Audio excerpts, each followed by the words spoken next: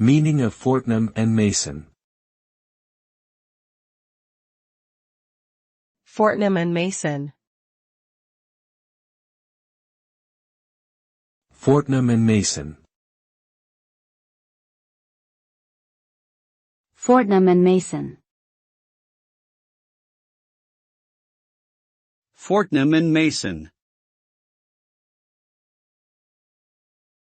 Fortnum and Mason is a luxury department store located in the Piccadilly area of London, England. The company was established in 1707 as a grocery store and has since expanded to offer a wide range of goods, including tea, wine, confectionery, and homeware. Fortnum and Mason has a reputation for offering high-quality products and providing excellent customer service. The store is particularly well known for its food hall, which offers a wide selection of gourmet foods and delicacies from around the world.